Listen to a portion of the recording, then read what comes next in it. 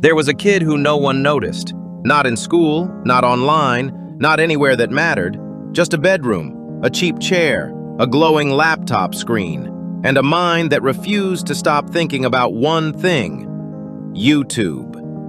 While other kids were playing games, going out, living normal lives, he was studying something different. Not homework, not sports highlights, but something far more dangerous in a world that doesn't reward dreamers: attention. He wasn't famous, he wasn't rich, he wasn't even successful, but he was obsessed. Every view mattered, every subscriber mattered, every second of watch time was like oxygen to him. And then he made a decision that sounded insane to everyone around him. He was going to count to 100,000, out loud, on camera.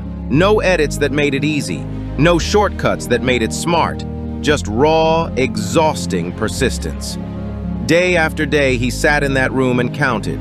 1, 2, 3, hours turning into days, days into something heavier, painful throat, tired eyes, a number that never seemed to move fast enough.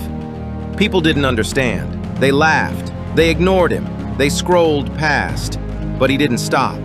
Because this wasn't just a video anymore. It was proof.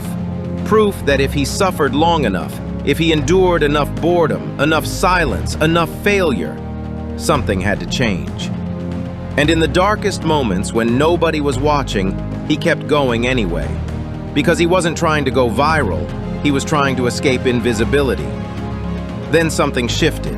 Not all at once, not like lightning, but slowly, quietly, dangerously. The internet noticed. At first, it was just a few people, watching out of curiosity, then more, then thousands, then millions. They didn't just watch the number, they watched him. The exhaustion, the commitment, the absurd dedication to something so simple, it became impossible to ignore. And in that simplicity, something powerful was born. Not a brand yet, not an empire, just a name attached to a question nobody could answer. Why would someone do this? But that question was exactly the point. Because while everyone else was chasing trends, chasing fame, chasing shortcuts, he was building attention from endurance itself. And when that 100,000 finally arrived, it wasn't just a number anymore. It was a signal. The world had just witnessed someone who didn't care how ridiculous it looked, as long as it worked. From there, everything changed. New challenges, bigger stunts, stranger ideas. Because now he understood something the internet was built on, but few truly mastered. If you can hold attention longer than anyone else, you can change everything.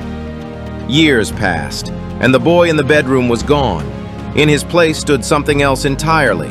A machine of creativity, a factory of viral ideas, a name that didn't just live on YouTube anymore, it defined it.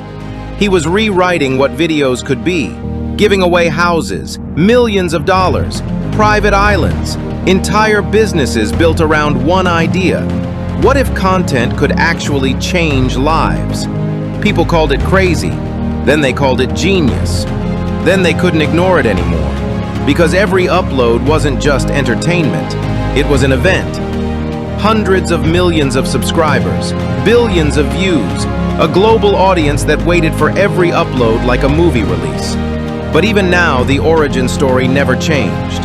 A kid, a camera, a ridiculous idea no one believed in, and the willingness to suffer through boredom, rejection, and failure until the world had no choice but to look. That's the real story. Not luck, not shortcuts, not overnight success, but obsession turned into momentum. Momentum turned into empire, and an empire built from one simple decision: to keep counting when nobody was watching. Because sometimes the most powerful thing in the world is doing something so relentlessly absurd that the world eventually has to pay attention.